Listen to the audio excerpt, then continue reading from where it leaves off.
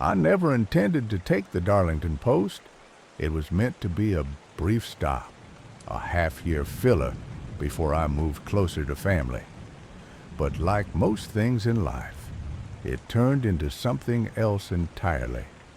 I was a junior psychiatric registrar back then, new enough to still keep a notebook in my coat pocket, full of names, dosages, and fleeting impressions of patients whose minds were like darkened rooms, some with the lights flickering, others with the bulbs smashed in entirely. That's when I met Hugh Devlin. He was already there when I arrived, an Irishman in his 50s with thick gray hair and a torso that listed slightly to one side like his very body had been warped by inner tension. At first, I mistook the imbalance for a stroke or perhaps a muscle disorder, but the truth, as always, was stranger. He claimed to house two other men within him, not spirits, not demons, just two full-grown men. They weren't metaphorical or imagined friends either.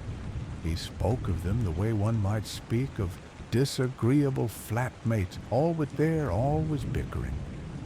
The left side of his body, he said, belonged to Sean.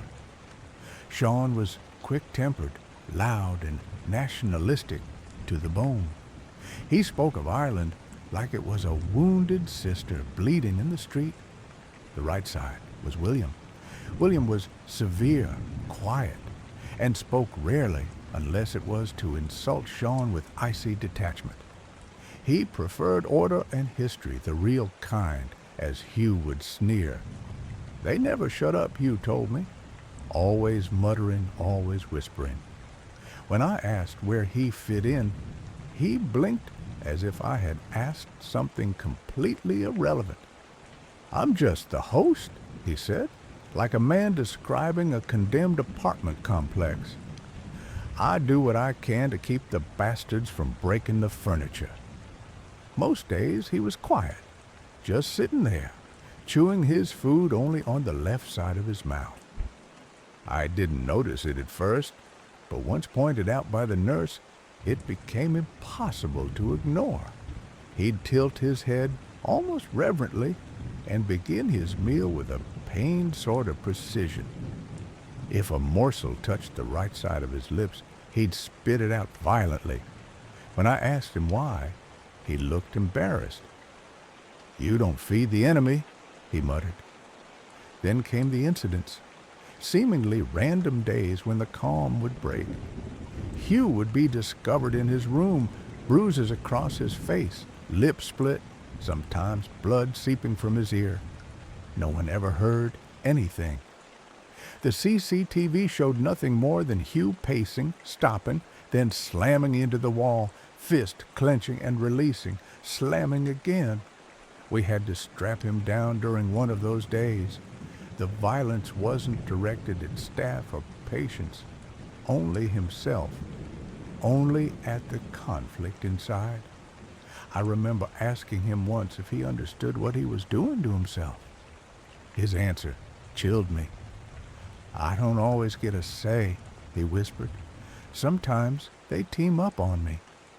There was a fear in his eyes, not madness, real animal fear, not of death, but of being outvoted in his own body. It wasn't a psychosis I could file neatly. Dissociative identity disorder, schizophrenia, delusional parasitosis of the mind. None of it fit right. And yet, the man's body bore the evidence of violence none of us ever witnessed, just the aftermath. Self-inflicted, they said. Unstable imagination, they said. But that didn't explain the voices I heard one night through his door. Two men arguing, distinct voices, each with a different accent. One sharp and English, biting. The other thick with rage and Irish to the bone. And then a third voice, Hugh's voice, shouting over both. I said no more tonight. No more. The silence that followed was long and cold. And I knew then that Hugh wasn't just ill. He was inhabited, whether by madness or something else. I couldn't say. But I began watching him more closely after that night, and that's when I noticed something that kept me up for many nights after. Each morning, the bruises moved sides, left cheek on Tuesday, right jaw on Wednesday, a split lip, but only the right half swollen, as if someone were taking turns. And Hugh? Hugh just looked more tired every day, like the man who lived in the middle of a war he could no longer manage. He once told me, "I think they're trying to find a way to get rid of me." I laughed, but he didn't. He looked down at his trembling hands and whispered, "And I think they're getting close." I began charting the days. It wasn't protocol, more a personal compulsion. I kept a small black notebook separate from the hospital's records. Every new bruise, every odd twitch, every discolored scrape that appeared in the mornings was logged beside the date and notes about Hugh's mood. I began to notice something the staff hadn't seen, or maybe had chosen not to. A rhythm, a pattern. Hugh's condition intensified around certain days of the year. Not holidays in the traditional sense, but dates steeped in old, bitter conflict. I first noticed it on March 17th, St. Patrick's Day. That morning, Hugh refused breakfast, sat up in bed, unmoving, staring at the far wall like it was whispering threats. I tried talking to him, but he kept his lips sealed tight. His right hand, normally dominant, kept trembling violently, clenching into a fist and releasing. He whispered under his breath over and over, "Not today, not today, not today." By lunch, he was restrained in his bed, face swollen on the left side, blood under the nail of his right thumb. He had, apparently, struck himself so hard the impact rattled a tooth loose. The nurse on duty insisted he had been calm just moments earlier. The CCTV showed nothing more than a twitch of his neck, and then he lunged sideways into the wall.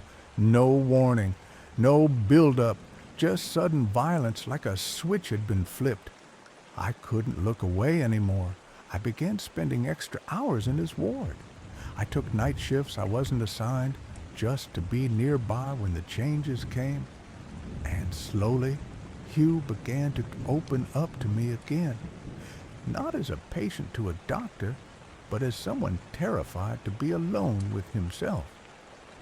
"They're getting smarter," he told me one night as I sat across from him pretending to read. "Used to be they'd just shout and punch, but now they whisper when I sleep, make deals, plot things." "Deals?" I asked. "What kind of deals?" He didn't answer right away. His head drooped forward, and I thought he'd fallen asleep. Then, in a hoarse voice that sounded like it was being pushed through cracked lungs, he said, "One wants out. The other wants to stay." That's when the dreams began. Not mine, his. He screamed in his sleep, but the screams weren't always his voice. Sometimes they were deeper, sometimes too high, like a child shrieking underwater. And worse, sometimes the screams came in pairs, layered like a duet in agony. The other patients started complaining. Some said they saw Hugh walking the halls at night, barefoot, trailing blood from his mouth. But the night staff swore they never saw him leave his room. I checked the security footage. Most nights, nothing. Just him lying there, twitching or mumbling. But on April 12th, the anniversary of some old march, something one of the senior nurses casually mentioned with a grimace, I saw something I still don't understand. At 2:37 a.m., Hugh sat up straight, both arms shot out, fists clenched. He stared directly at the camera, eyes wide, and then his body twisted. Not a spasm, not a seizure.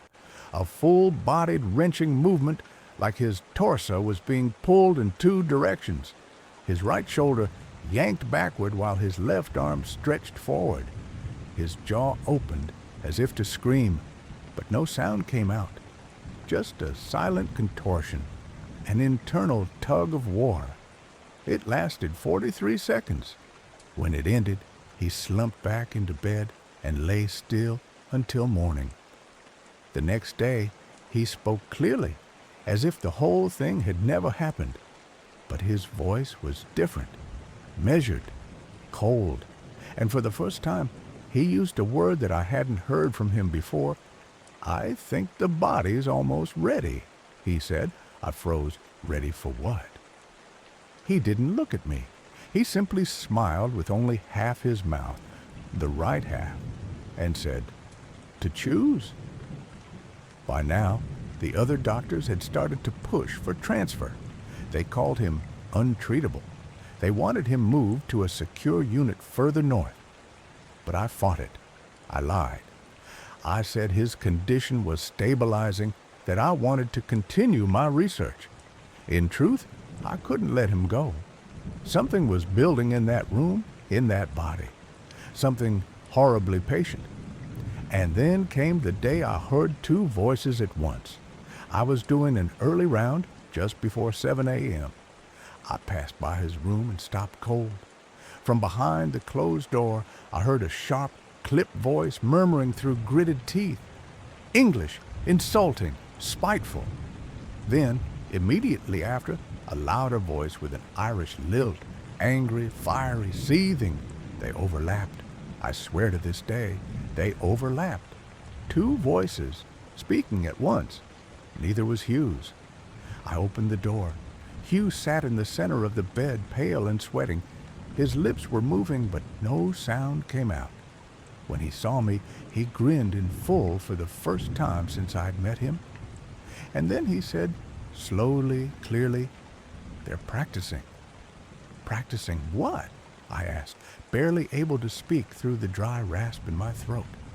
He tilted his head. "For when I'm gone. They transferred Hugh without telling me." One morning, I arrived, coat damp from the rain and coffee barely touched, only to find his room stripped bare.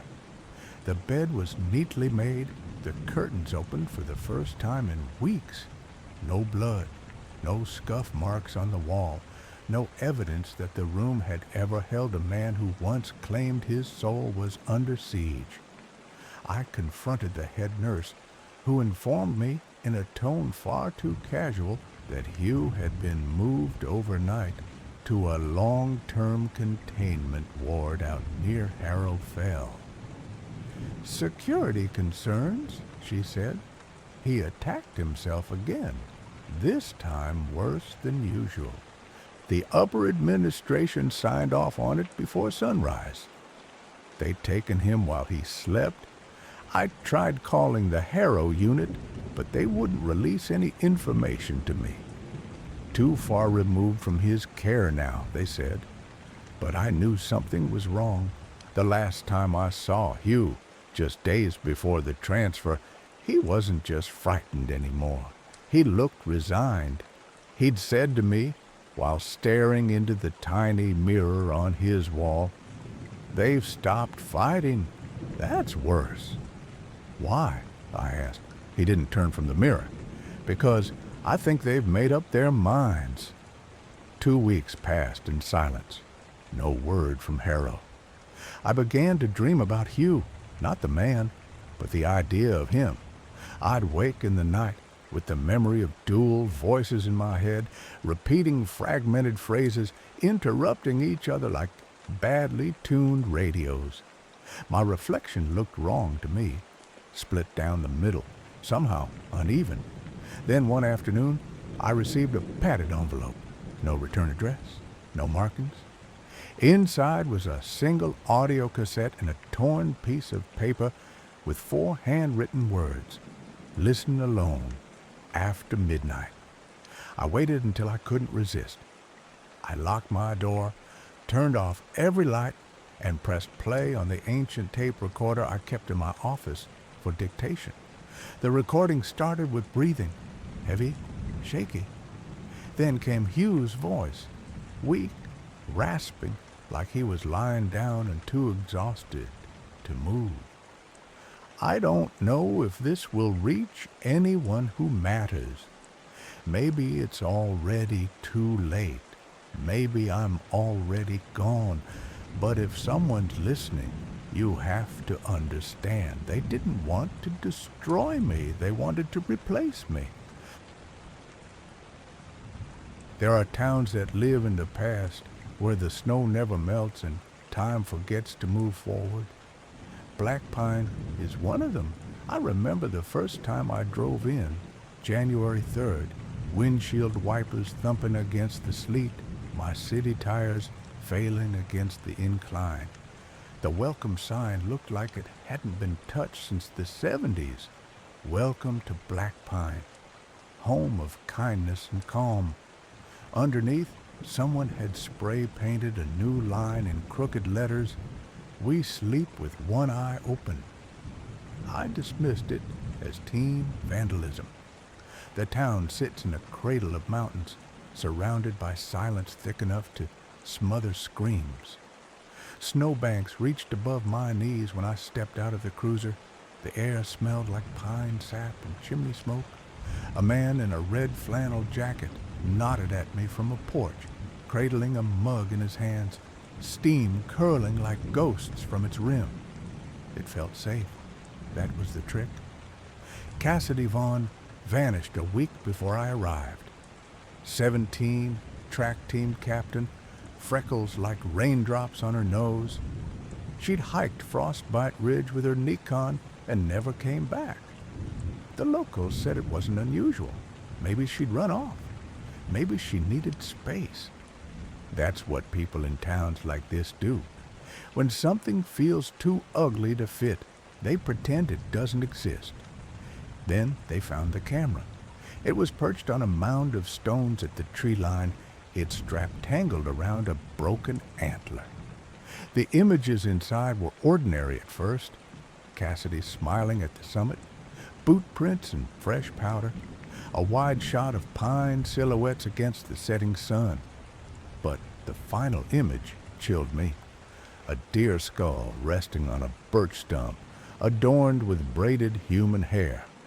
That braid was too precise, not decorative, ritualistic almost, but I don't use that word lightly.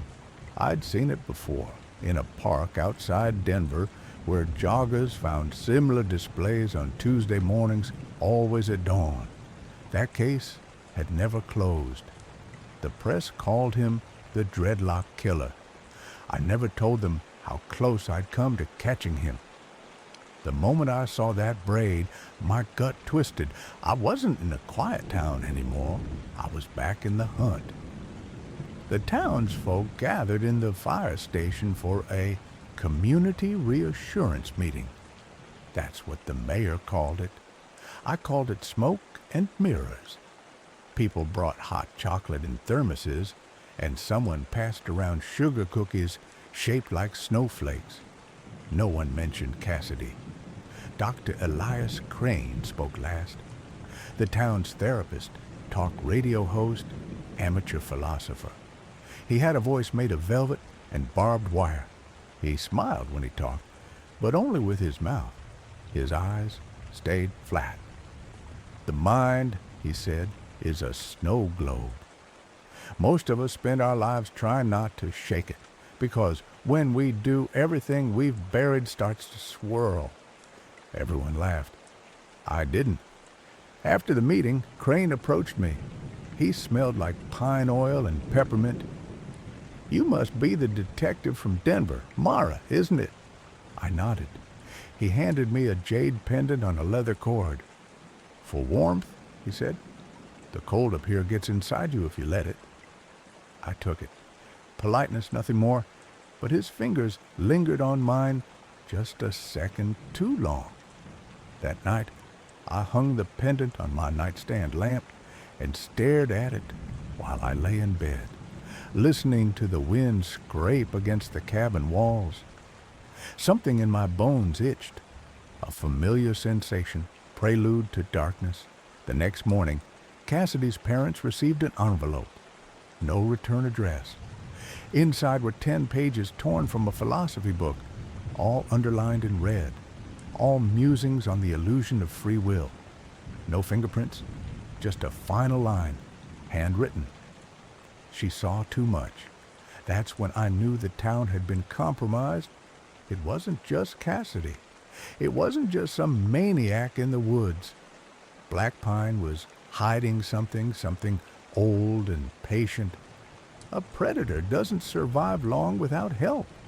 And predators don't stay in one place unless they feel protected.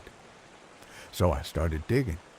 What I found wasn't a trail, it was a spiral. Everyone smiled too wide. Everyone was sure this would pass.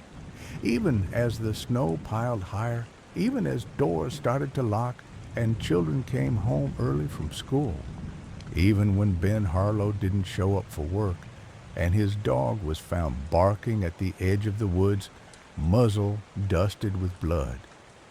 I looked back at that braid in the photograph, the intricacy, the symmetry. It wasn't just a trophy, it was language, a message, a dare. I've chased monsters before, but Black Pine didn't just tolerate its monster. It needed him, and he knew I'd come. I started dreaming in static. Every night, it was the same. A radio whirring through empty frequencies, the hum of snow pressing against the glass of a window I couldn't see beyond. I would wake before dawn, drenched in sweat. The pendant crane had given me glowing faintly in the dark like it remembered something I didn't. Crane didn't just hide in plain sight. He performed there. His voice came through every house in Black Pine at 6 p.m. sharp.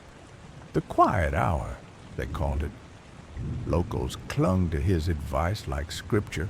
Don't use that word, I reminded myself.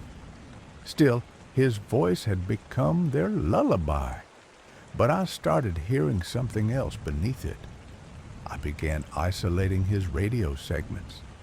There were inconsistencies in his phrasing, gaps in his breathwork that didn't match human pacing. Background distortions like metal dragging over tile. And then, in the February 14th broadcast, he said something he'd never said before. Some things must be kept cold to remain beautiful, like memories, like people. That same night, Cassidy's camera footage was decrypted. The final 30 seconds had been corrupted, visually at least. But audio came through. It wasn't a scream. It was a voice saying, "Smile for me, Cassidy," followed by the click of a shutter. I played that clip 100 times. The tone was unmistakable. Dr. Elias Crane. I filed for a formal search warrant on Crane's property, but the mayor refused.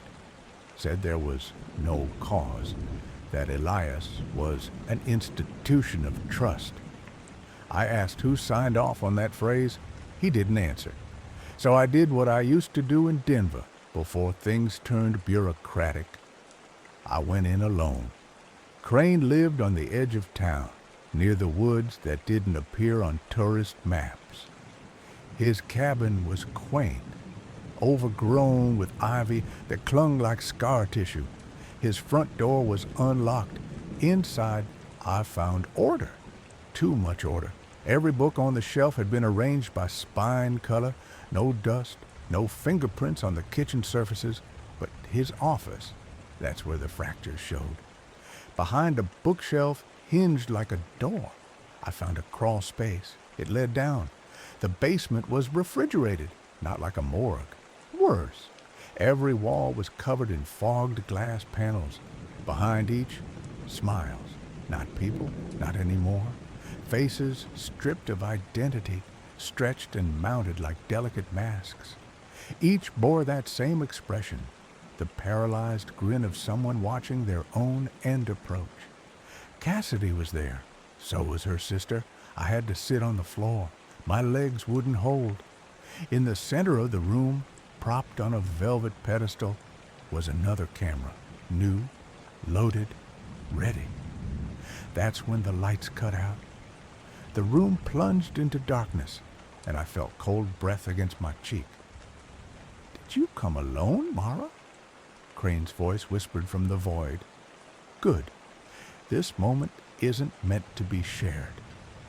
I raised my gun, swept the room in arcs, but my own breath was shaking too loud to hear his steps. Then came the humming, low, metallic. The radio's static crawling out of the walls. "You still don't understand," he said. "They let me be here. I keep the storm outside. I keep them insulated from what the world really is. And in return, I take only what won't be missed." Then something clicked. Not in the room, in my mind. Crane wasn't a secret. He was a system. The mayor, the parents who stopped asking questions, the townspeople who whispered, "Some kids run off, it happens." They all knew. Or at least, they pretended not to. That was the trade. Safety for complicity. A monster for their children. I fired into the dark and heard glass shatter. The emergency lights sputtered on, revealing a trail of blood. Crane's, finally. He'd been grazed.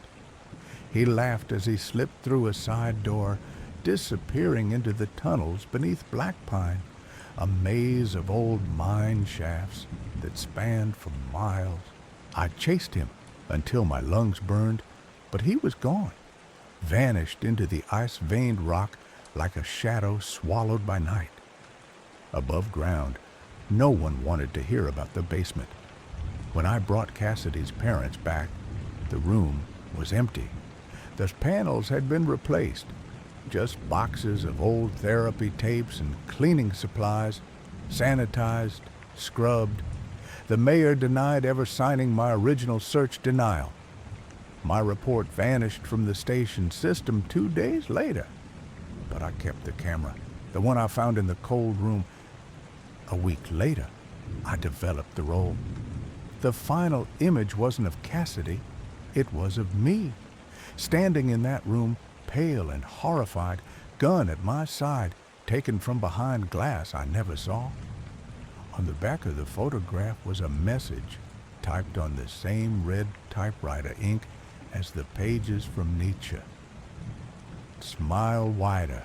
The world is watching. There's something wrong with the snow in black pine. It's too quiet when it falls, too clean, like it's covering something, protecting something." I began to wonder if it was ever snow at all, or if it was ash, bleached and drifting. 3 days after finding the faces behind Crane's false wall, I started hearing the tapping. It came every night around 3:17 a.m., sharp and methodical, like fingers drumming glass. But it wasn't from the windows. It came from beneath the floorboards in my bedroom. I tore the carpet up the second night and found scratch marks. Long, thin ones, too narrow to be mine, too fresh to be old. And then I heard the whisper, not a voice, a breath. "Still watching," it said, "always watching." I called dispatch. The line rang twice and cut off. No one followed up. The next morning, I found Deputy Halverson parked outside in his cruiser, engine running, mouth open. His eyes were frozen solid. There were no signs of trauma, no blood, just his own service pistol placed neatly on the dash. In the seat beside him, Crane's radio segment was playing on loop. The line between observer and participant is paper thin. You stare into the abyss, but do you ever wonder what stares back? I requested a forensic team from Denver. They never arrived. A week later, I got a plain envelope in my mailbox with a single sentence typed inside. "Let it go. The town has." I began sleeping in shifts, 2 hours at a time. I blacked out all windows, disconnected every device, even the smoke alarms. It didn't help. He didn't need screens anymore. The surveillance had become ambient. I would catch his voice between TV static, hear him whisper in running faucets. Every object in my home became a conduit for him. And then he sent me another gift, a Polaroid slipped under the door showing my daughter walking through the woods. Only she wasn't walking, she was being led. A hand, thin, gloved, familiar, gripped her wrist. The next photo came 12 hours later, her face pale with snowflakes on her eyelashes, mouth slightly parted in confusion. A post-it on the back read, "She's perfect. I see the same fracture in her you carry in yourself." I lost control. I drove to the mayor's office and demanded action. He locked the door behind me, sat me down like a child throwing a tantrum. "What did you expect, Volkov?" he asked. "To fix this place? You're not here to fix it. You were brought here to inherit it." That was when it clicked. This wasn't a case. It was a succession. Black Pine didn't just allow monsters, they required them. Like a glacier needs pressure to form ice. The town was curated like a still life, beautiful from a distance, quietly rotting underneath. Crane was never rogue. He was part of the architecture, an essential compromise. He wasn't their shame. He was their solution. I returned home and began preparing to end this. I stopped trying to build a case. I started hunting. I laid out everything I knew, every note, every photo, every name. That's when I noticed something in Cassidy's last photo I hadn't before. The trees in the background had marks, 3 slashes carved vertically into bark. I checked the forestry maps. There was only one place in Black Pine where those trees grew wild and untouched, the dead zone behind Mirror Lake. An old ranger station had once stood there before an avalanche buried it decades ago. The site was condemned. No trails, no maps. I loaded my rifle and drove out. What I found wasn't a cabin. It was a compound, hidden beneath a slope, camouflaged with ice-thick branches and animal bones hanging like wind chimes. The front door was made of repurposed lockers. The walls inside were padded. Every inch was covered in photographs, children's faces, smiling, unaware. In the center of the room, a table was set. For me, on it, a red file folder labeled Volkov M. Inside, my academy records, Denver case files, therapy transcripts, even surveillance shots of me as a teenager in my old high school. He'd been watching me before I knew he existed. And then came the voice. Not from behind me, from above. Crane's face blinked into view on a rusted television bolted to the ceiling. The tape was grainy, but his expression was calm, measured, like a surgeon about to make the first cut. "You've seen beneath the snow now, haven't you? There's no warmth down here, just teeth." The camera cut to my daughter, sleeping. Beside her, the jade pendant. I hadn't seen it in weeks. The screen flickered, then darkness. I felt the trap close. This wasn't his home. It was a theater, a set. And I was already in the final act. I torched the compound. Every file, every photo, every table and surgical tool. I salted the ground with gasoline and didn't look back as the roof collapsed. But the smoke didn't carry the smell of burning wood. It smelled like plastic and hair, like lies melting, like bones screaming. That night, I returned to my daughter's room. She was asleep, peaceful, untouched. But when I leaned in to kiss her forehead, I saw the smallest thing, a thin white line, freshly healed along her temple. I pulled back her hair. The scar was shaped like a keyhole. The snow never melted that summer. By June, the roads were still frozen. Black Pine's only gas station stopped deliveries. The school shut down indefinitely. People began leaving, but not all of them made it out. A couple disappeared on the switchback road. Their truck was found, doors open, engine humming, seats empty, radio tuned to static. And through that static, his voice. The body is clay, the soul is wax. You just need the right hands to reshape it. That was when I realized Crane had never planned to escape. This wasn't about evading justice. It was about becoming untraceable. He had moved beyond flesh. The broadcast wasn't a recording. It was live. I tried to explain this to the state authorities, sent them the snow globe, the voice samples, even the forensic reports.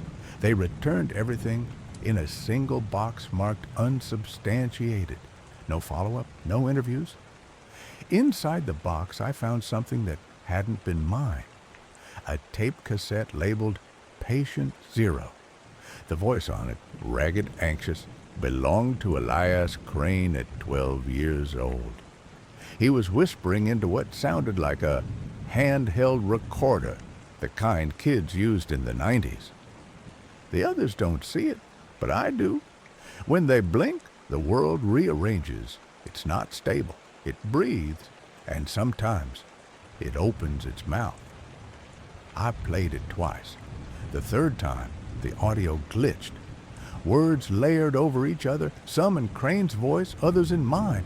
I hadn't recorded anything, but there it was, my voice saying, "This town is the mouth." 2 nights later, I found another gift on my porch. A vintage radio humming softly, pre-tuned to 103.1 FM. Crane's old time slot. No power cord, no batteries, but it worked. I turned the dial anyway, just once. The snow outside stopped falling, completely frozen mid-air, as if time itself had paused. The trees stopped moving. Even my breath hung still, and through the silence, a voice poured out of the speaker. Not Crane's, my daughter. "He's not gone, Mama. He just changed his shape." The next morning, the townspeople began acting differently. Not frightened, compliant. They moved slower, spoke in short sentences, made less eye contact, as if a script had replaced their thoughts. The grocery store clerk, who once shared pictures of her grandkids, now greeted me with the same phrase every time. "Stay warm out there. The cold's still watching." I tested it. Came back an hour later, same tone, same words. Not a syllable changed. It was spreading, not infection, not madness, resonance. That's when I understood what the radio show really was. Not therapy, not manipulation. Conditioning. Every week, every smile, every comforting phrase had been a seed. And now, with Crane gone from flesh, the town was blooming into something else. His voice had become code, etched into airwaves, buried in snow, wrapped around every unspoken fear. He wasn't hunting anymore. He was settling in. I returned to the place it all started, the ridge where Cassidy vanished. I dug through the frozen soil until my nails split. Found what I was looking for, not bones, wires, thin, hair-like braided wires threaded through roots and ice. They pulsed when I touched them, like veins under skin. I followed them deeper. Hours passed. Light changed. My compass spun in circles. The trees grew symmetrical, perfect, unnatural symmetry. And at the center, I found the transmitter. It wasn't a tower. It was a body, Cassidy's. But not how I remembered her. She'd been changed, her rib cage open like a blooming flower, lungs replaced with coiled copper and speaker cones, her skull wired with circuitry, teeth replaced with tiny polished microphones. Her eyes were missing. In their place, twin red lenses softly glowing. Her mouth moved. No sound, just motion. But my radio crackled. "Hello, detective." I fled not from fear, from understanding. Crane hadn't created something new. He had surrendered to something ancient, something that had waited for a shape, a voice, a mouth to speak through. He had become its architect, and Black Pine, its cathedral. I smashed the radio that night. The signal still came. I buried the cassette tapes. The static still hummed. I moved to a cabin 10 miles out, off-grid with no devices. I sleep in shifts again. My daughter no longer dreams. She just stares. Sometimes, when she's alone in a room, I hear her whispering, "He's listening." Through the snow, through the trees, through me. I moved to Ravenswood Hollow for its silence. After the court hearings, after my husband's bruising words and the final slam of the gavel, I wanted some place where my thoughts could stretch without running into locked doors. The kind of place with fog in the morning and deer crossing signs that never looked worn. Somewhere small enough to disappear into, but not small enough to feel watched. Or so I thought. The first time I saw Elias Voss, he was shelving books under the yellow light of the town's only library, a converted Victorian manor that creaked in ways I'd later regret understanding. He wore a pressed vest, thin wire-frame glasses, and smiled like a man who kept secrets, but only the kind that made him charming. He told me he'd been here his whole life, took care of his sister, Margot, who couldn't leave the house due to a heart condition. She used to be a nurse too, he said, like it mattered, like we shared something. I remember nodding, even smiling, but something in my chest stirred. Not fear, not yet. Elias ran the library with the sort of devotion that felt too practiced, like someone reenacting care instead of feeling it. The basement, off limits to patrons, was his pride. He joked once that it housed curiosities from lives no one bothers to remember. He wasn't wrong.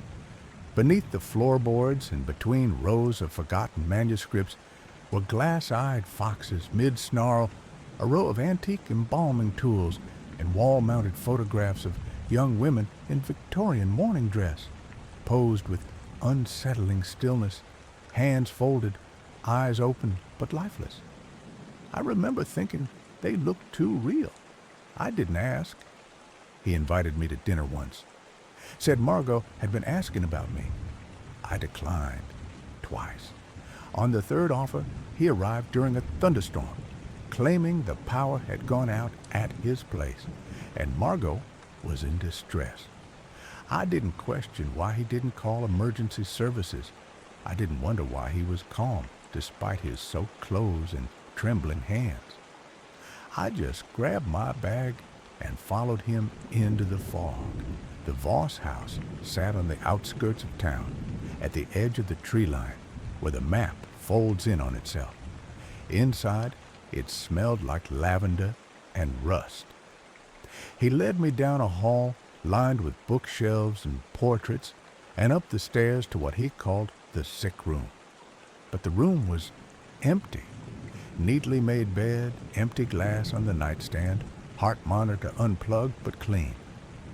She must have gone back to sleep, Elias said, and I nodded. Again.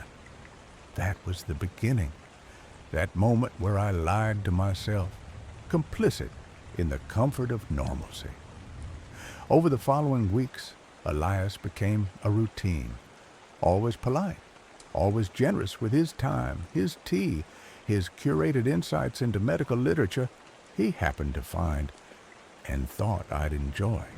He asked about my patients, about trauma and death, about how the brain can forget pain if you teach it the right rhythm. His questions weren't clinical, they were rehearsed, like someone gathering data for something he already understood intimately. I once mentioned that fear has a smell, the sour chemical of adrenaline, and he smiled like I complimented his taste in music. It wasn't until I saw the town's missing persons board tucked behind the post office, weather-worn and barely maintained, that the wrongness sank through my skin. 14 women, all listed as hikers, loners, or transient volunteers who'd gone into the woods and never come back. The report said wolves or cliffs or the fog. No one mentioned Elias, but I saw the dates. I saw the pattern. Every year, one during early spring, just before the Mist Festival. Every year since Margot fell ill. The math wasn't subtle. I began watching him, noticing the precision of his movements, the way he watched the people around him, not with curiosity, but calculation. At the festival, he smiled wider than usual, told ghost stories to children about spirits that stole voices, and handed out bookmarks shaped like coffins. Once, I followed him after closing hours, down into the library basement. I stayed hidden in the stairwell as he unlocked a back chamber with a key hidden behind a copy of Anatomy of Melancholy. Inside, under the flickering light of a single hanging bulb, were the things he didn't show guests. Mannequins posed like dancers, clothes not dusty enough to be antiques, a couch where someone had clearly sat recently, tea set, still warm. He hummed while he worked, something soft, familiar. It wasn't until weeks later that I placed the tune Claire de Lune, played at a tempo just slow enough to unsettle. That night, I went home and locked every door. But it didn't matter, because he knew. The next morning, an envelope waited at my front step. Inside was a photograph of me taken from behind, looking at the missing persons board. On the back, in neat ink, was a single sentence. Some stories need librarians to survive. I didn't sleep that night. The walls of my cottage no longer felt solid. The fog outside didn't move like air. It watched, it breathed, it waited, and so did he. I didn't come to Ravenswood Hollow looking for peace. That's what I told people. But the truth is, I was running out of places to hide. I chose the town because it seemed like the kind of place where stories ended, not began. Isolated, forgettable. But Ravenswood doesn't forget. It observes. The first time I met Elias Voss, I thought he was the kind of man people forget to fear. Polite to a fault, effortlessly articulate. He had the kind of posture that belongs in oil portraits, and a voice so calm it made your pulse slow if you weren't paying attention. He introduced himself as the town librarian. "I heard you moved into the cottage near the old post trail," he said. "My sister used to love that place." His eyes flickered when he mentioned her. Not sadness, more like calculation, the kind you see in trauma patients rehearsing an alibi. I knew the look. I'd seen it from people who'd pulled IV lines out of their own arms and swore it was an accident. He told me Margot had a heart condition, chronic arrhythmia, sensitive to changes in pressure. "She doesn't like hospitals," he said, "but I've read your credentials." He smiled gently. "It would mean the world if you could check on her now and then." The flattery wasn't overt. It was embedded in vulnerability, in the way he described his sister's fragility like something sacred. I told myself I was just being neighborly, that I was helping someone who needed care. But I know now I was being guided, drawn in with invisible thread, spooled from lies dressed in empathy. At first, I only visited once a week. The house was quiet, dimly lit, always scented with drying herbs and dust. Margot never left her room. I'd knock. Elias would open the door a crack and say she was resting. But he always had tea ready, always had questions. He wanted to know how trauma affects memory, how long a brain can function under duress before breaking. He once asked, in an offhanded tone, whether someone could survive conscious organ removal under anesthesia. I was reading an old surgical manual, he said. Fascinating how pain and time become indistinct when perception is fractured. I started locking my doors after that, but it didn't help. The books began showing up shortly after. Obscure volumes slipped through my mail slot or left on my porch with no note. Titles like Reconstruction of the Anatomical Self and Post-Mortem Photography as Memory Mechanism. At first, I thought they were from the university library, but when I checked the catalog, they didn't exist, not officially. Still, I kept going. I told myself I was imagining things, that I was tired, overreacting. I began to isolate, my own doing, not his. It was easier to not be questioned. Elias started visiting my cottage, claiming Margot had developed complications. He never asked for a diagnosis, just my presence. He left things behind. A wool glove on my counter, an antique stethoscope on my windowsill, always subtle, always plausible. I see now that these were breadcrumbs, not for me to follow, but for him to track my movement, to test my boundaries. And I failed each one. The worst part is, I like talking to him. That's the part that still makes me nauseous. Then came the night of the fog. There was a storm, heavy and low, rumbling through the valley like something alive. My phone buzzed once and died. Power followed. I heard knocking, not at the front door, but the back. A slow, deliberate rhythm. I opened it. Elias stood there, wet to the bone, smiling like we were old friends sharing an inside joke. "She's not breathing right," he said. "It's getting worse." The road was flooded. I couldn't drive. He offered me his umbrella. I didn't take it. I went anyway. The house was darker than I remembered. He led me past the sick room door without stopping. Said she was in the basement, where it was cooler. My instincts screamed. I ignored them. The descent was slow. Old steps, smell of mildew and decay. I flicked on my penlight, and there she was, seated at a tea table. Perfect posture, dressed in black lace, skin waxy and pale. Margot, dead for years, her lips sewn into a smile, teacup raised in one stiff hand.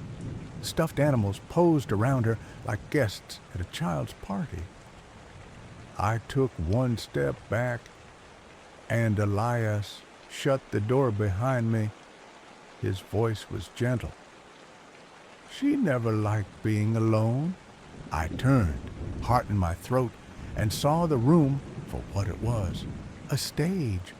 Dozens of photographs lined the wall, women, young, serene, posed beside Margot at the same table in various arrangements. I recognized one. Her name was Juliet Dawes. She'd vanished last spring. I remembered the flyer. He circled me slowly, fingertips trailing the backs of chairs. "You understand anatomy," he whispered. "You'll last longer. I've prepared for this." That's when I saw the tools. Bone saws, scalpels, clamps, all gleaming, all waiting. I don't remember screaming. I remember grabbing a jar of embalming fluid and throwing it into the light. The flash blinded us both, but it gave me seconds. Seconds I used to slam the door shut and jam the lock. I didn't run. I crept back upstairs and into the storm. The wind howled like something grieving. I didn't look back until I reached the trees. And there, through the basement window, I saw him, Elias Voss, seated across from his sister's corpse, holding my teacup, smiling. That was 2 days ago. I haven't told anyone. Not yet. Because when I called the sheriff's office this morning, the line clicked once, then dropped. And when I went to town to report what I saw, the mayor shook his head and said, "You're not from here. You don't understand how storms affect the mind." But the photo on the missing persons board changed overnight. A new face. Mine. They say evil thrives in darkness. In Ravenswood Hollow, it thrives in the fog.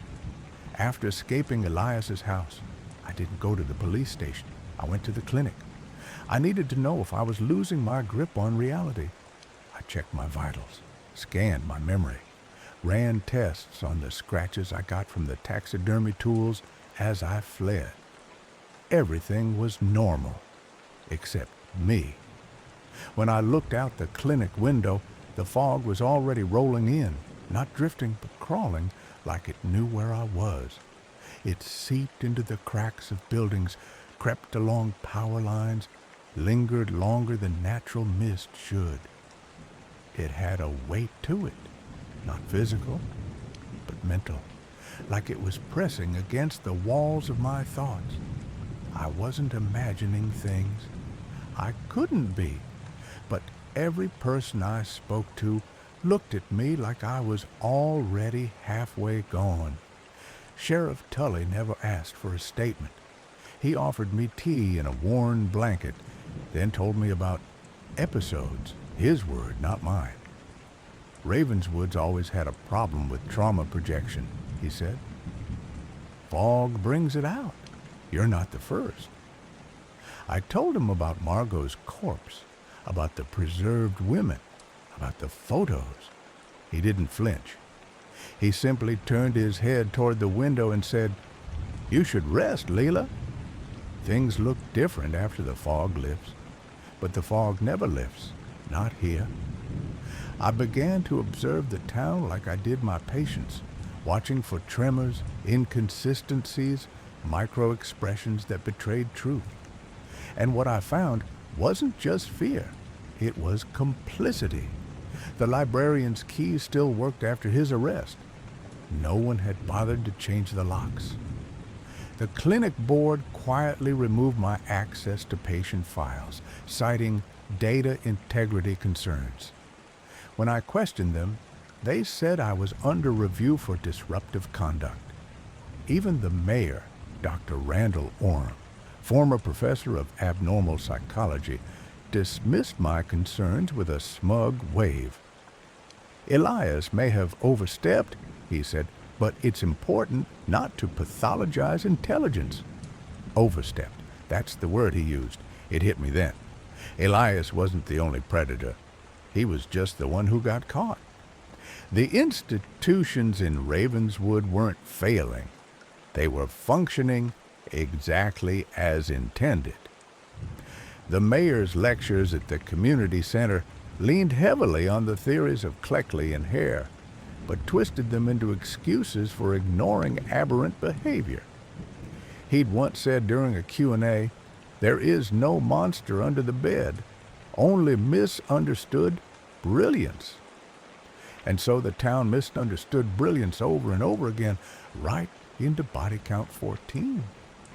I found the files hidden in the medical archive room behind a false panel.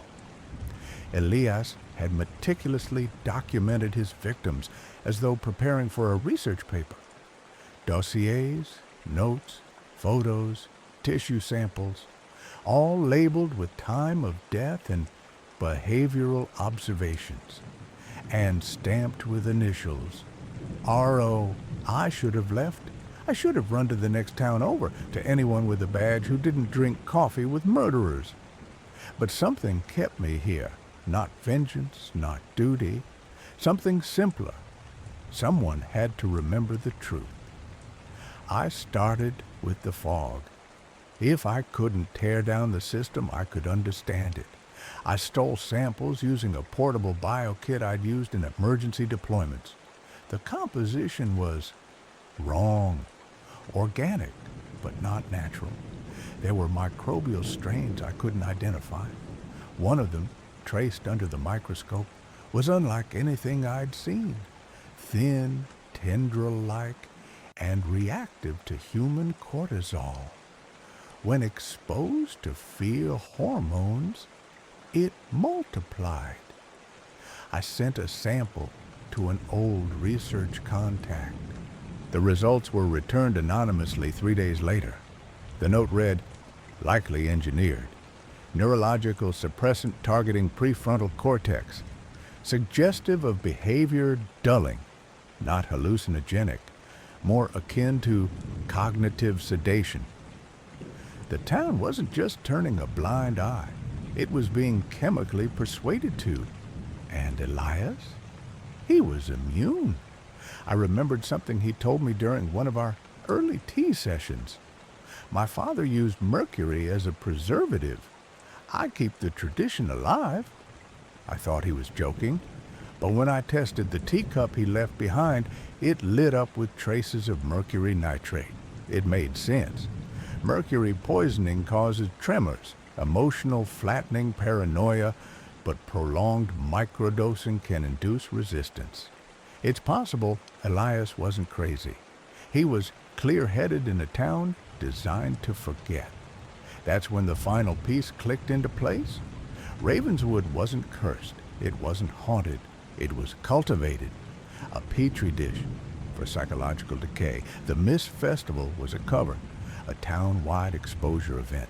Every year, as the fog thickened, people became more compliant. Memories softened, anger dulled, and under that shroud, Elias hunted. Now that he was gone, you'd think the horror would be over. But the truth is, Elias wasn't the disease. He was the symptom. The last thing I did before leaving the clinic was check the missing persons file again. There were 15 names now, but this time, one had been erased. Not mine, Elias's. His name was scratched off the official record. No mugshot, no booking, no trial. Just a quiet entry in the town ledger. Transferred to external study, case closed. And under it, a single initial, R. They say survival is instinct. They're wrong. Survival is strategy. And I learned that the hard way inside the hollow heart of Ravenswood. After I discovered the truth about Elias, his sister's corpse seated in silence, the photo album of contorted victims arranged like museum dioramas, I ran, but not far. Something in me refused to disappear. Maybe it was defiance. Maybe it was the same grit that made me hold pressure on arterial bleeds back in trauma units while alarms blared and lives drained. I didn't have a plan at first, just adrenaline and a rapidly fracturing sense of reality. But habits kicked in. Clinical habits. I stabilized myself the way I'd stabilize a crashing patient. Assess, isolate variables, locate tools. First tool, mimicry. Elias thrived on control, emotional dominance through surprise and fear, so I took that away from him. When he found me in my cottage days later, uninvited, holding a tray with pastries shaped like anatomical hearts, I met him with his own weapon, flat effect. "You brought me dessert," I said without blinking. "I prefer something less sweet." His eyes narrowed. He searched my face for a crack. I gave him none. I mirrored his tone, matched his posture, I mirrored his breath. Clinical mirroring is a neurological feedback technique, usually for patient empathy. But in this moment, it was camouflage. He started monologuing again. They always do. He waxed poetic about post-mortem rigidity and time-locked expressions. He dropped casual hints about a final exhibition for the Mist Festival. I responded like I was reading a weather report. "I'll need to prepare," I said. "I assume there's a dress code?" He left. Confused, maybe. Intrigued? Definitely. Second tool, weaponization. The taxidermy chemicals he stored beneath the library weren't just for display. Formaldehyde, toluene, ammonium compounds, things that burn, things that stick, things that suffocate. I repurposed what I could. Medical-grade tubing became delivery systems. Surgical gloves turned into acid bladders. A room temperature accelerant disguised in a teapot. I knew the layout of the basement better than he realized. He'd shown me too much, thinking I was enthralled. I'd memorized exits, noted which tools had dust, and which ones had blood under the varnish. Final tool, anchoring. The hardest part was suppressing fear, but I had practice. Back when I worked the night shift in ER, I had a trick. When things got too overwhelming, I'd count the number of patients I'd seen survive cardiac arrest. 32. I still remember every name. So when Elias finally lured me back into the library under the pretense of apologizing for being forward, I carried those names with me like armor. He locked the door behind me. Always the showman, he waited until the clock struck midnight before leading me down to the basement. The fog had settled thick by then, curling through the broken windows, amplifying silence into dread. The room was colder than before. His sister's corpse was gone. In her place stood a chair, velvet-lined, bolted to the floor. I played along. He offered tea. I drank it, slowly. Enough to pass his test, not enough to numb my limbs. Then he brought out the saw. "I want you to see it," he said. "Not the pain, the shape of what you'll become. Stillness is the highest form of beauty." That's when I let the muscle relaxants take effect. I'd injected myself earlier, subdermally, low doses timed to onset once I was seated. I let my breath slow, let my eyes glaze. He thought I was gone. So he started talking. To me, to himself. It didn't matter. He moved through the room, adjusting lights, adjusting posture, whispering numbers and names, cataloging emotions like an artist, studying his canvas. I had hidden a recorder in the lining of my jacket. It captured everything. When he leaned over to position my arm, I detonated the acid bladder. His scream was the first genuine emotion I'd ever heard from him. He staggered back, clutching his face, and I moved. It wasn't graceful. My body was still half paralyzed, but the chemicals had taken effect elsewhere, short-circuiting his sense of smell, blinding his left eye. I hit him with a tray, then flipped the teapot onto the linoleum. The floor went up like flash paper. Smoke swallowed the ceiling. The fire alarms were long dead. So were the sprinklers. That was intentional, I later learned. He'd had them disabled years ago to preserve the ambiance. He clawed at me once, raking my arm from shoulder to wrist, but I kept moving, dragged myself up the stairs, out the door, into the fog. I don't remember who found me. I woke up in the clinic, my arm in sutures. Elias in custody? At least that's what they told me. But no trial followed, no coverage, no cameras. Instead, he vanished into a legal black site, the kind of facility that doesn't officially exist, funded by research grants wrapped in bureaucratic language about high-functioning behavioral divergence.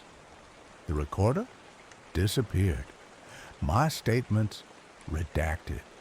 And the library leveled in the name of safety upgrades. No one asked how I survived. No one asked what he said before the fire. But I remember every word.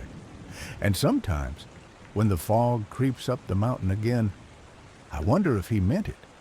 Stillness is the highest form of beauty, Lila, and you've become a masterpiece. He said that last, just before the fire swallowed his voice. When the sirens finally came, the sound was hollow, like they'd been echoing from some other world, one that cared. I lay there on the frost-laced grass outside the burning library, blood drying in a line from my elbow to my palm, thinking, it's over. But Ravenswood doesn't do closure. Not really. They didn't ask me what he said.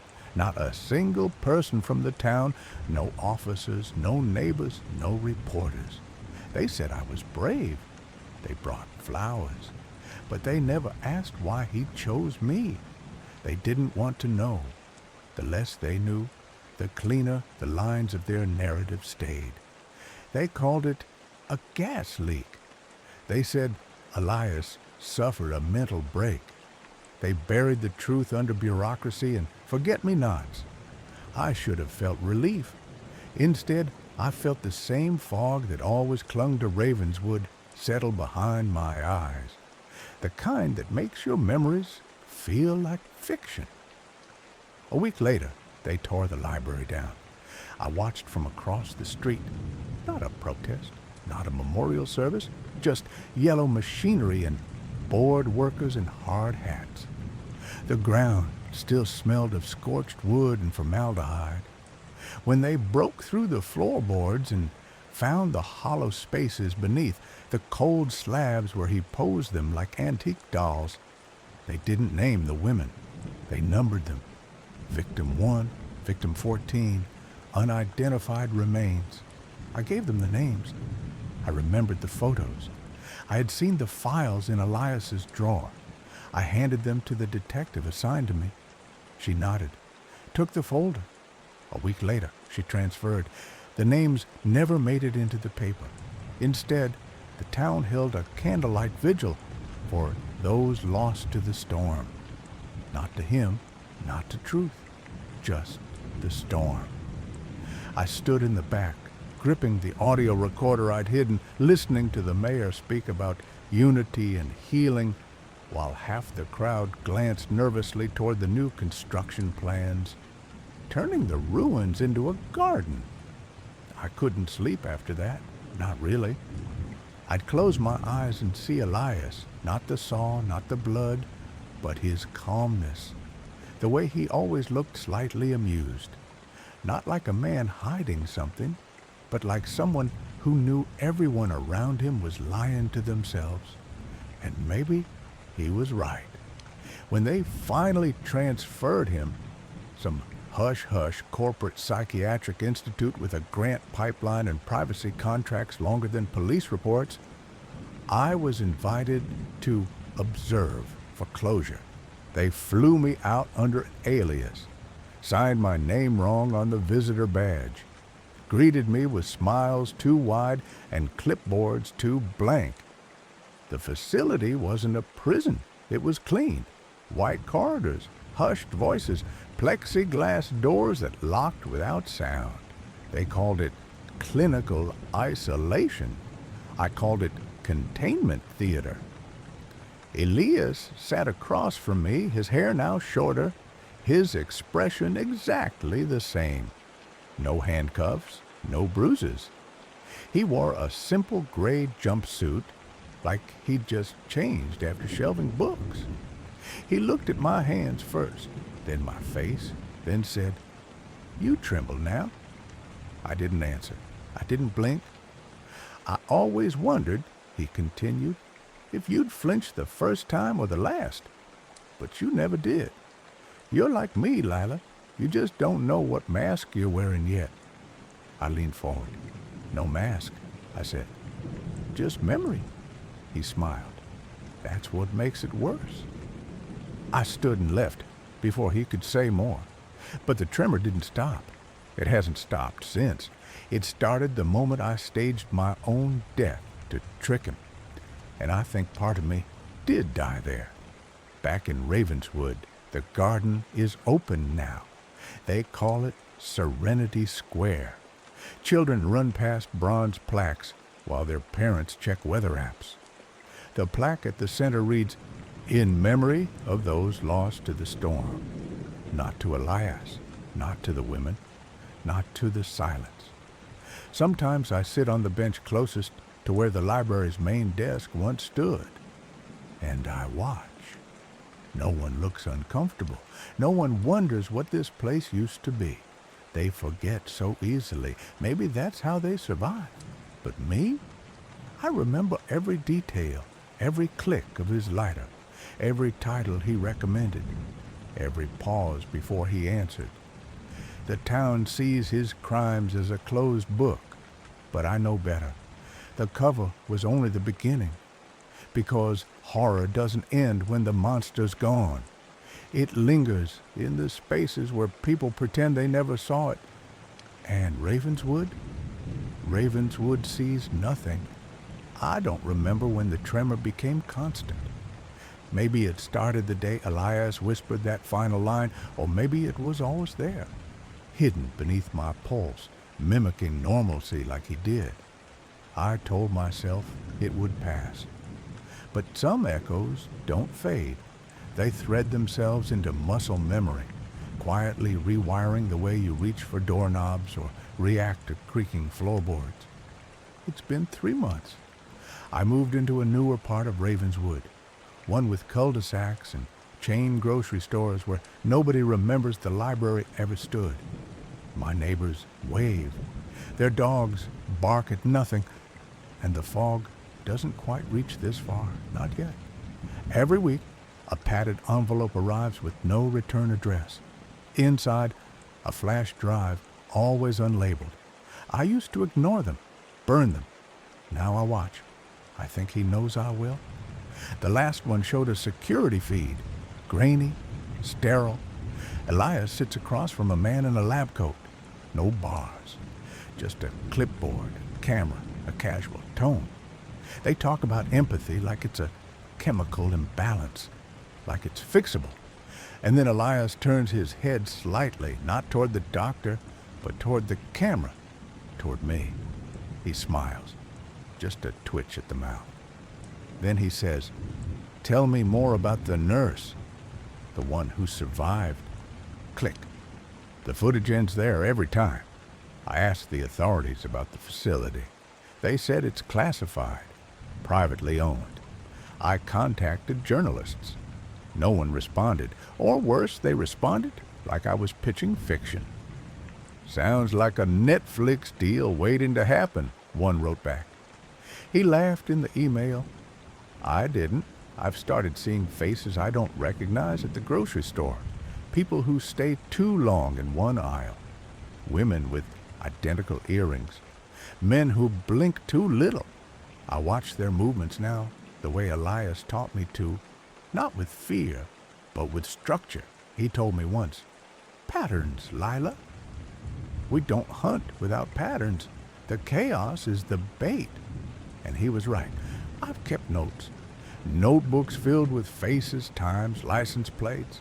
None of them do anything overt. That's the trick. That's the point. One night, I returned home to find a book on my doorstep. An antique medical guide, just like the one Elias used to leave accidentally. This one had no markings except for a torn library checkout card wedged between pages. There were 14 names written on it in looping script. Mine was the 15th. And beneath it, blank lines. He's not done. That much is clear, but neither am I. I've started isolating variables, controlling environments. I've stopped reacting. I've begun tracking subtle changes in the air pressure of rooms, measuring the way sound travels through hallways. If I am being watched, then I am also observing. That is the only exchange that matters now. Some nights, I sit in silence and play his audio confession. I memorize the cadence, the pauses, the smirks I can hear but not see. Other nights, I record myself describing what I've learned, what I feel.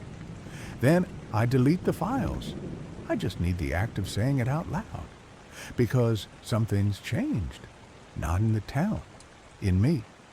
The tremor is still there, yes, but it's steadier now, almost rhythmic. I've started to use it as a signal. When the shaking begins, I know I'm close to a truth. It's no longer fear, it's focus. He thought he was the only one who understood structure. But Elias forgot something fundamental about trauma. It doesn't just fracture, it rebuilds.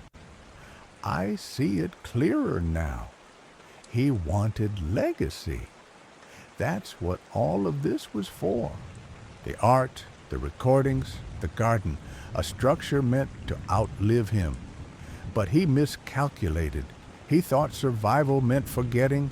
He never understood that survival is retention of detail, of pain, of method.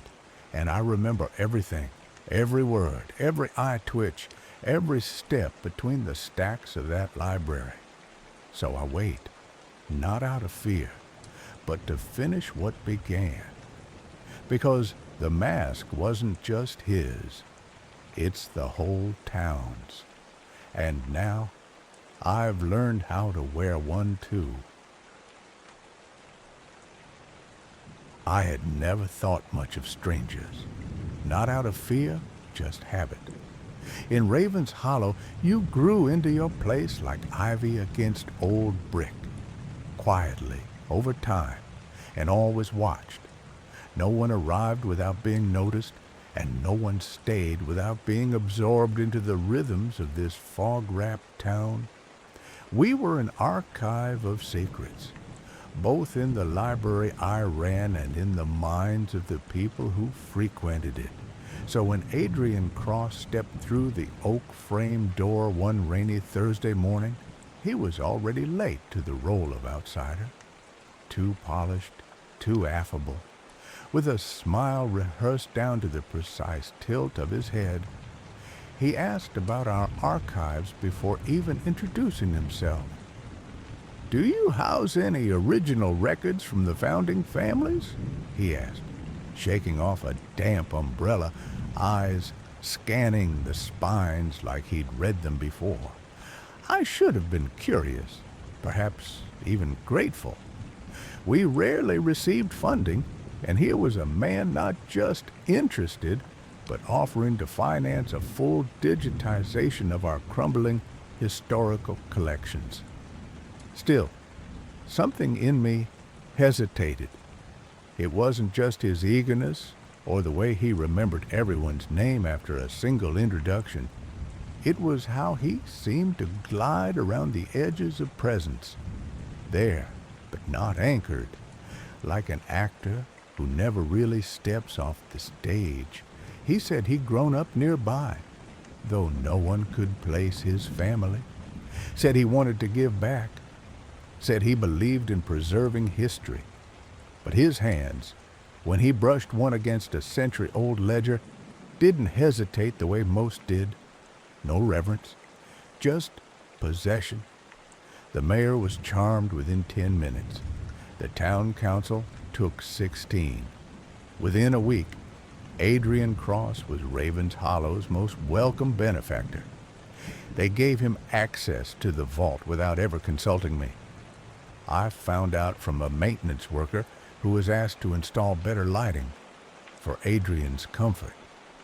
That first week, I noticed nothing missing, just altered. A notation here, a margin smeared oddly, a stamp where there wasn't one before. I convinced myself it was the preservation team, careless perhaps, but benign, until I found the book, Chronicles of the Hollow, Volume 1, a bound copy we'd never lent out, was suddenly listed as having been returned 2 days prior. By me? I hadn't touched that volume in over a year. I remember standing there in the basement vault, the pages spread under cold fluorescent light, my fingertips trembling as I traced the inked annotations that hadn't been there before. Half of them were references to family names I didn't recognize. The rest were dates. They lined up, sort of, with missing persons reports I'd long forgotten, or maybe ignored. When I brought it up at the next council meeting, Adrian laughed gently. "Memory is a fragile thing," he said, his tone a soft chime of concern. "Isolation plays tricks on the mind. Eleanor, you work harder than anyone in this town. Maybe it's just stress. They nodded. Yes, Eleanor, you do work too hard. They smiled at him, then at me, like we were both being humored. Later that night, I checked my email. There, in my sent folder, was a message addressed to the council. Long, rambling, accusatory. I hadn't written it, but it was written in my voice. Every word mimicked the cadence of my thought, the way I structured arguments, the phrases I used when I was tired or scared. It was uncanny, and there it began.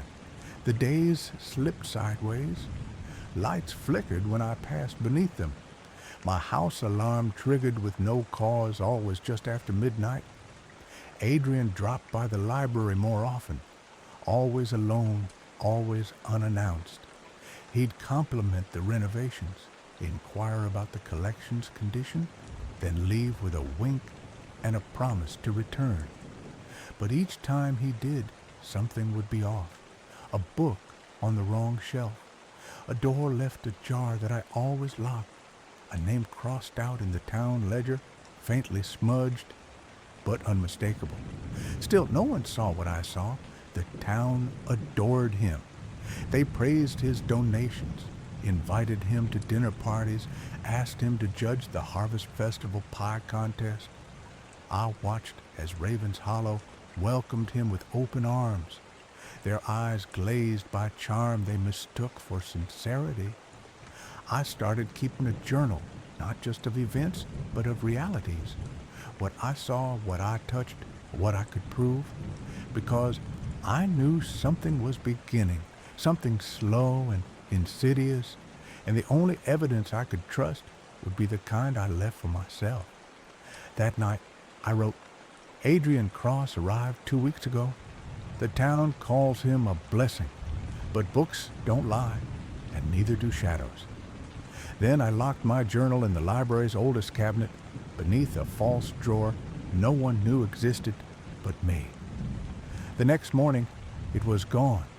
In its place was a single Polaroid, slid gently under the cabinet door. It was of me, sleeping. Date stamped. 4 years ago.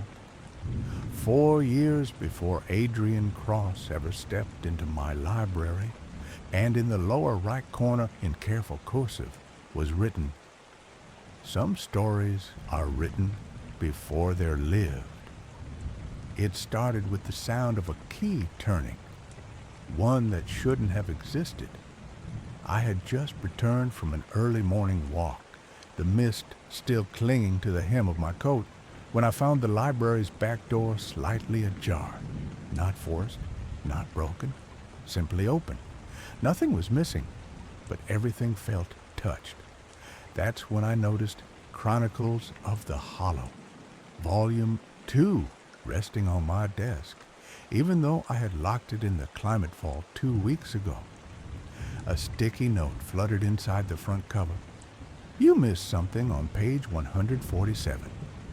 I hadn't written it, and no one else had access to that section.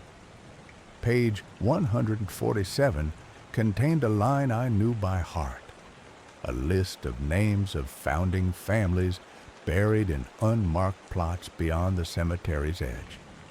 Only now there was a new name scribbled beneath them in smudged ink, a cross. The handwriting was nearly mine. Nearly. That same day, the town council announced that Adrian would be sponsoring a weekly column in the Ravens Hollow Gazette titled From the Archives, dedicated to preserving the soul of our history. The editor called me that afternoon, thanking me for recommending Adrian as co-curator of the project. I hadn't. I was still holding the phone when my inbox pinged. A thread of emails between myself and Adrian, polite and collegial, discussing archival themes and shared goals. My replies were articulate, enthusiastic, and completely fabricated. I knew because I always sign off with just my initials. These messages ended with, "Warm regards, Eleanor." I hadn't typed those words in years. That night, I changed all my passwords. I unplugged the router. I left my phone in the kitchen and took a flashlight into the basement, where I began combing through physical copies of the town's earliest records. I needed to find something untouched, something he couldn't edit or fabricate. But even down there, beneath decades of dust and dead air, I wasn't alone. I heard the elevator hum open upstairs, even though I never installed one. My flashlight flickered once, then died. The door creaked, slow, purposeful. I pressed myself against the wall, hand over my mouth, counting breaths. But no one came.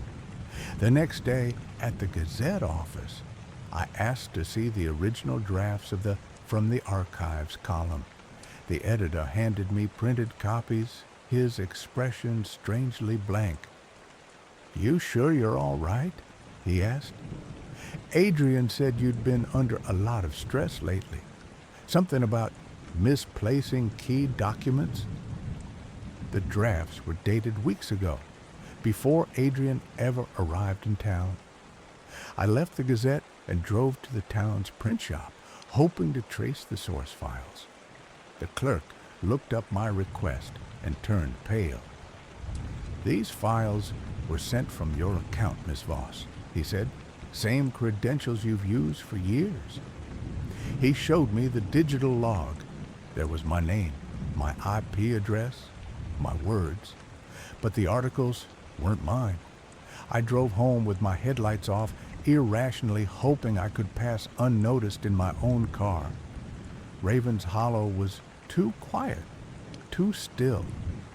I pulled into the driveway and waited in the car for 30 minutes, eyes fixed on my front porch. Something shimmered in the window, barely perceptible. Movement, reflection. I stepped inside and locked the door behind me. The air was warm, like someone had just left the room. On my kitchen table sat a library book with no record in the system. The Architect of Memory, Unpublished Histories of Raven's Hollow. Its call number didn't exist. It wasn't bound in our usual style. I opened the cover and found a black and white photograph tucked inside. It was my mother. She died before I ever came to Raven's Hollow and had never set foot here. But there she was, standing in front of what looked unmistakably like the old town hall, except the date stamped on the photo was 1972. A post-it marked one page in the middle. It contained a single sentence. The first librarian wasn't chosen. She was selected. That night, I returned to the library and checked every camera feed, internal and external. The files from the past 2 weeks had been wiped, replaced with looping still images. In one of them, I stood behind the front desk, smiling into the lens, holding Chronicles of the Hollow, but I didn't remember taking that photo. I didn't remember smiling. What I did remember was the first time Adrian visited me after hours. He didn't knock. He appeared on the third-floor balcony like he'd always belonged there, one hand resting on the railing, the other tucked in his coat pocket. "Don't look so startled," he said, tone light and unbothered. "I used the back door." I asked how he got the key. He smiled. "You gave it to me, remember?" I didn't, but he said it with such conviction I nearly believed him. He walked along the railing, pausing by the old town blueprints we'd framed for display. "You know what fascinates me?" he asked. "The way history changes depending on who gets to write it." "Facts don't change," I said. "Only the story does." Adrian looked at me then, and I saw, for just a second, nothing behind his eyes. Not malice, not amusement, just vacancy. "That's what I'm counting on," he said, and then he walked away. vanishing down the stairwell without a sound. I ran to the door. Locked, bolted. No one could have entered or exited without my knowing. The next morning, the balcony railing bore new scratches, claw marks, or writing. I leaned in close and read 4 shallow carved letters, V-O-S-S, but the S had been scratched out and replaced with a C, V-O-C-C. I stared at it, confused, until I realized it wasn't my name anymore. It was his. Adrian Cross had already started rewriting me. I didn't start keeping 2 sets of records until after the 3rd incident.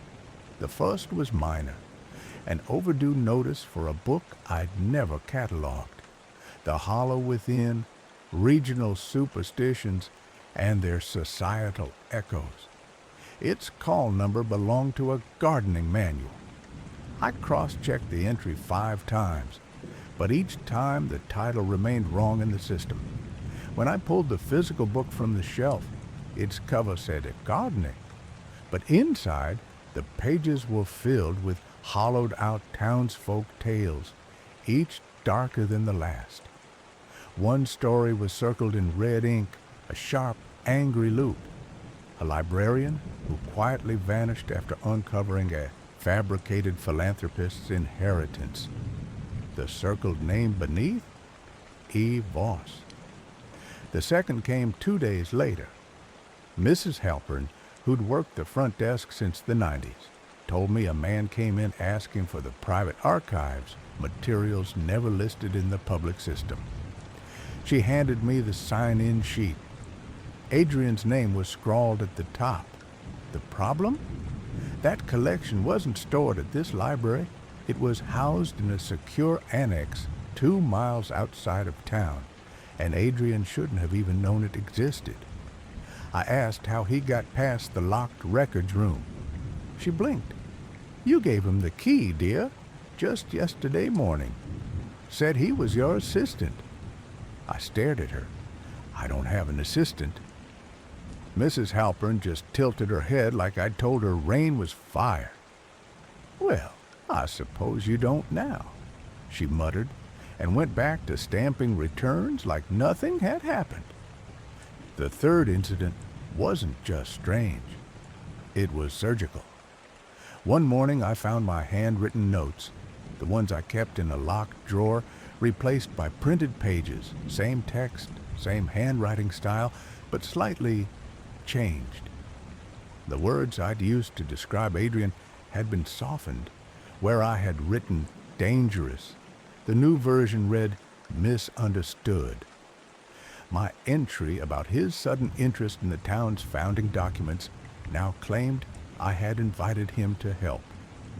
There were even references to conversations I never remembered having, praise I'd never said aloud.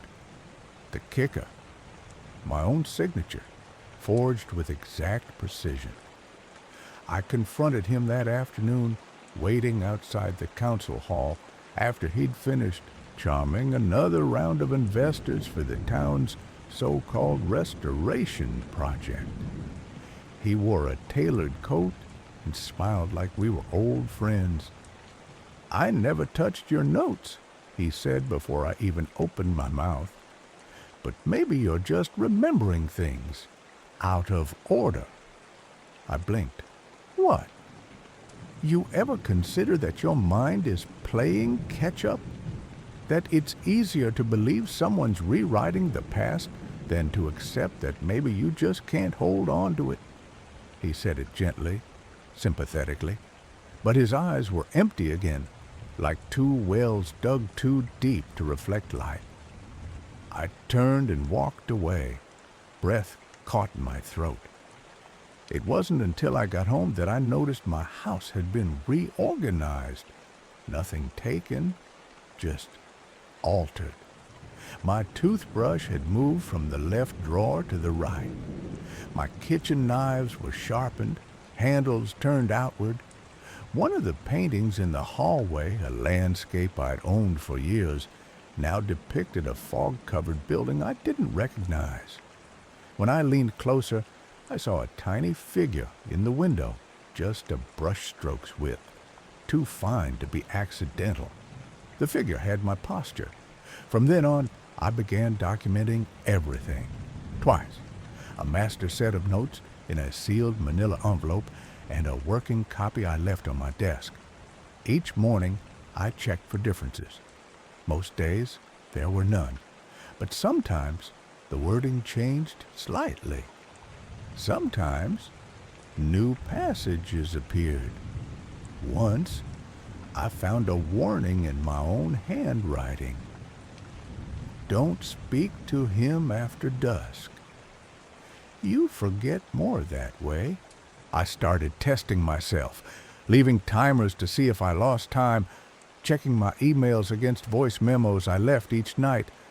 Some gaps were only a few seconds long. Others spanned hours. Once, I discovered an entire afternoon's worth of activity. Emails sent, messages replied to, even calls made, all from me. Yet I remembered none of it. That same week, a town historian named Clark stopped by the library. He asked to see the original town blueprints, which hadn't been removed from storage in decades. I agreed, only to discover that several files had been replaced with newer scans. Slicker, shinier, but altered. A room appeared in the newer version that wasn't in the original drafts. A narrow sub-level beneath the council building labeled only Storage Sub B. I called Clark that evening, asking where he got the new versions. He said, "You gave them to me. Yesterday morning, said you wanted the originals off record, said Adrian approved it." I dropped the phone. That night, I went to the council building alone. I told myself I was only confirming the false blueprint's mistake. But when I got there, I found the basement door unlocked. The stairs descended farther than I remembered, and at the very bottom, past a steel threshold, I found a room exactly like the blueprint described. Dim lights buzzed overhead. File cabinets lined the walls, each labeled in careful block letters. Town incidents, sanitized. One drawer was open. Inside were transcripts of recorded interviews, most marked with the year 1998 or earlier. But there, toward the back, was a file with my name. Eleanor Voss. Replacement dossier, candidate ID 03. It described me in cold, clinical language. Subject displays investigative tendencies, emotional restraint observed, susceptible to targeted memory disruption. Then came a page with a checklist. Integration into town network. Done controlled access to historical materials. Done contact with Adrian Cross. Initiated. I couldn't breathe. I backed away, knocking over a cabinet, the crash echoing down the corridor like a scream. When I fled back into the hallway, I saw Adrian at the top of the stairs. He didn't say anything. He simply watched me. And then, without moving his mouth, I heard him. "You're not being erased, Eleanor. You're being refined." He blinked once, then vanished. The lights overhead flickered. I ran. When I returned home, my calendar showed tomorrow's date, and next to it, a note in my handwriting. Meet Adrian for lunch. Discuss next chapter. There was no way out. The town's history was changing, and I was being written into it, against my will. It began with a photograph I wasn't supposed to see. I found it buried in the back pages of a brittle ledger labeled Town Fair, 1951, tucked beneath the curled cover of an unrelated maintenance report. It was a black and white group portrait, a circle of 8 men standing beneath a Founders Day banner, all grinning through thick cigarette smoke. But it wasn't the smiles that caught me. It was the boy in the background, barely visible, face blurred but unmistakably familiar. His expression was frozen mid-turn, half glance, half flinch, and behind him stood a man whose posture mirrored Adrian's too precisely to ignore. At first I thought it was a coincidence, a trick of light. But when I flipped the photo over, I read the names. Front row, Mayor Lowell, Sheriff Duncan, Dr. Kessler. Back, Attendant Cross, Junior. Attendant, not guest, not resident, attendant. I spent the next 3 days combing through the archives, the ones Adrian hadn't already touched. They were older volumes, stored in metal drawers whose keys I had to borrow from an ex-librarian with shaking hands. He didn't ask what I wanted. He just said, "If you find anything, burn it." What I found didn't belong in any official history. An 1897 census noted 23 foreign arrivals to Ravens Hollow. The next year's record showed a town-wide population increase of only 7. No obituaries, no emigration notices, just vanished names, quietly absorbed. In the back of a water-damaged town register, I found a sealed envelope stapled shut with surgical tape. The handwriting on the front read, "Do not remove. Keep hidden. Destroy if found." I opened it. Inside were 9 newspaper clippings spanning 1923 to 1986, all unrelated on the surface. A mass food poisoning at a local picnic, a missing school teacher, 3 drowned boys, a bus fire outside the city limits. But what united them were the survivors' interviews, or rather, the redactions. Whole blocks of text blacked out. Words like unknown, community silence, and no records found. One of the articles stood out, dated March 17, 1978. 3 teens missing near hunting grounds. Investigation called off after lack of evidence. A grainy photo accompanied it, 2 older men posing proudly in front of a gutted deer.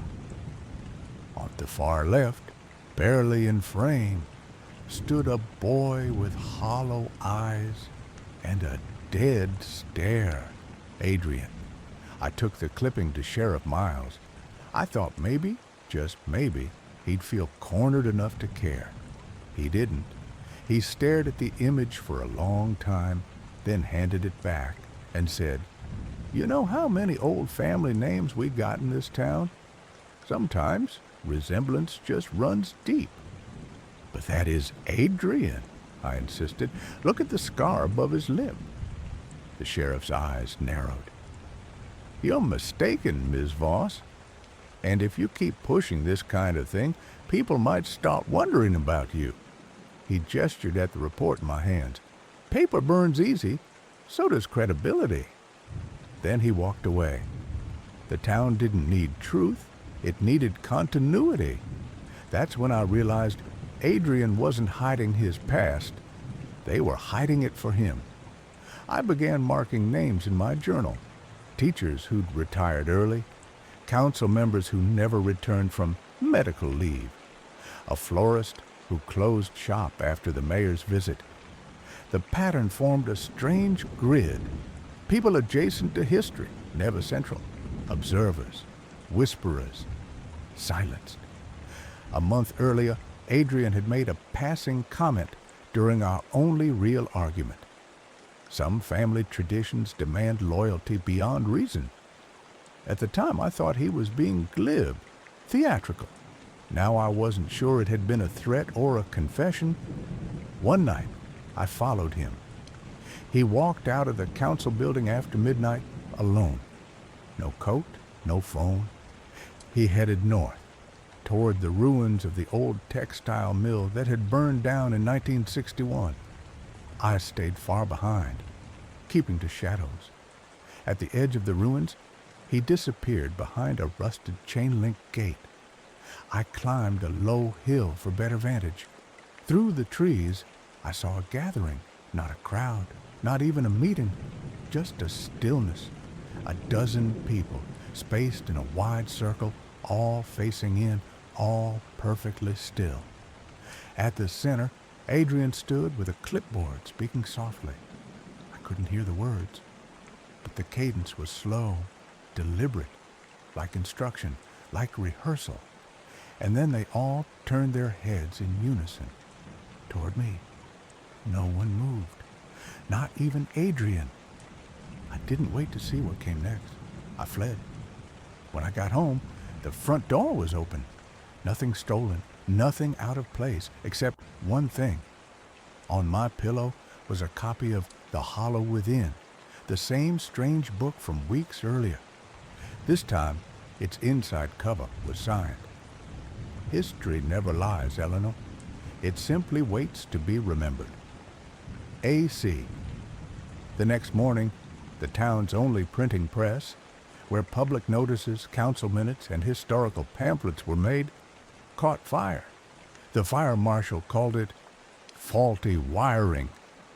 But I saw Adrian on the scene before the first engine arrived, laughing with the mayor, holding coffee, no soot on his shoes. The archives were safe, of course, but only the sanitized versions. Everything else turned to ash.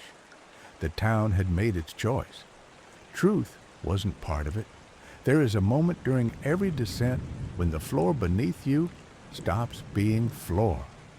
I first noticed it on a Tuesday, a simple thing. I was shelving biographies in the east wing of the library when I heard a child laughing. Not uncommon. We occasionally had young visitors, but this laugh was wrong. It was sharp, deliberate, like punctuation instead of sound. I turned the corner. No one. Then I saw the book, Memoirs of Margaret Hyland, sitting askew in the middle of the floor. I shelved it and moved on. Hours later, it was back. Same spot, same page, open. The CCTV system I'd installed after Adrian's donation had been acting strange for weeks. Glitches, static. But I checked the feed anyway. It showed me shelving the book. Then it showed the aisle empty. No return. Just a single frame, skipping without warning, with the book suddenly back on the floor, spine broken. I thought it was an error. Or maybe I wanted it to be. But then the chapter headings in my journal began changing. I always dated them. April 11th, archive room notes, or May 2nd, letter found in East Ledger. Simple structure. I liked structure. But now the dates had reversed. April 11th became November 4th, then March 9th, 1986. My own handwriting, identical, down to the swoop of the E in Eleanor. But I hadn't written it. I found whole passages I didn't remember drafting, long entries about conversations I hadn't had, observations I didn't recognize. One described Adrian's childhood home in minute detail, including the mural above his bed, a fox devouring a sunlit swan. I read that sentence 3 times before I realized I had seen that mural, in a photo. One he'd shown me weeks before, but the photo wasn't in the library. It was in my apartment. And my apartment. I came home one night to find all the clocks reset. Microwave, stove, wall clock, even the antique mantelpiece one I never touched. All displayed the same time, 3:17 a.m. My bedroom window was open. A gust of wind had knocked over my file box. Dozens of index cards scattered across the floor, records of historical inconsistencies, dates that didn't match, names erased from town documents. Atop them was a single Polaroid. It showed me sleeping, hair slightly shorter, pajamas I no longer owned. The time stamp in the corner read, Ravens Hollow, October 2007. I moved here in 2021. I began questioning the timeline of everything. I'd call a colleague about an event from last week, and they'd insist it happened last month. The town newsletter printed an obituary for a man I'd spoken to that morning. I clipped the article and confronted the editor. She blinked, confused, then swore the man had died 2 years ago. I ran to the cemetery. The grave was there. fresh soil, my name carved beneath his on the headstone. Then I blinked, and the grave was gone. I told myself it was stress, the gaslighting, the sabotage, but the inconsistencies multiplied, like fractures spiderwebbing through glass. One night, I returned to the basement of the library, the same one I'd been locked in weeks before, chasing echoes. This time, I came prepared, flashlight, recorder, everything. I descended the creaking stairs, found the narrow door behind the filing cabinets. It opened into a brick hallway I'd never seen. The walls were lined with framed photos, snapshots of town events, harvest festivals, school plays, and in every single image, Adrian stood somewhere in the background, decades apart. Styles changed, faces aged. He never did. I approached a frame labeled Fire Drill, Ravens Hollow Elementary, 1983. There he was, clipboard in hand, watching the children line up. Then the flashlight flickered and went out. In the dark, I heard the sound of chalk on a blackboard. I turned. Nothing. I raised the recorder. Static. Then a voice, my own, whispering, "I am not where I think I am." I fled. The next morning, I checked the security feed. The footage showed me descending into the basement, then static, then a loop, me standing in the filing room for 6 hours, unmoving, eyes open, smiling. I don't remember smiling. I don't remember 6 hours. That same day, Adrian mailed me a package, no return address. Inside was a single VHS tape labeled Eleanor, rehearsal number 3. I didn't have a player. I took it to the AV room at the community center. The attendant hesitated, then let me use the old setup in the back. I pushed the tape in. The footage began with a view of my apartment. Me, seated on the couch, talking, responding to someone off camera. I answered questions. Where I kept my keys, when I slept, how many books I checked out a week. Then the angle changed. A mirror. I watched myself mimicking facial expressions, smiling, crying, rehearsing over and over, but I've never owned a mirror like that. And the couch in the footage, blue, floral, wasn't mine. It ended with a close-up. My face. Still. Quiet. Then a voice behind the camera. She'll believe it's all her idea. That's how you build a truth that sticks? I turned the tape off and walked home. Or at least I think I did. Because when I unlocked my front door, the furniture inside matched the tape. Blue floral couch, round mirror, no books. Just one Polaroid on the table. Me, sleeping. This time I was smiling, and behind me, reflected in the mirror, Adrian, holding the camera. I had no intention of attending the pageant. By then, the town had drawn inward like a fist. Whispers followed me through grocery aisles. Children stared without blinking. Even the wind sounded rehearsed, like it was part of some stage direction I hadn't read. Still, something pulled me from my apartment that evening, a momentum not entirely mine. Founders Day in Ravens Hollow was always theatrical. Over-decorated floats, overly polished speeches. But this year's celebration had a surreal, almost synthetic precision. The grass on the courthouse lawn looked dyed. The banners carried no slogans, just the town seal embossed in thick red stitching. Adrian, of course, was the centerpiece. He wore a tailored velvet coat, modeled after the original mayor's portrait, complete with a pocket watch he claimed was a family heirloom. Every movement of his was framed by the crowd's silent admiration, their clapping almost mechanical. He caught my eye as I stood at the edge of the square. His smile was neither warm nor mocking, just exact. The pageant began. It unfolded like a civic opera, scenes reenacting the founding of Ravens Hollow.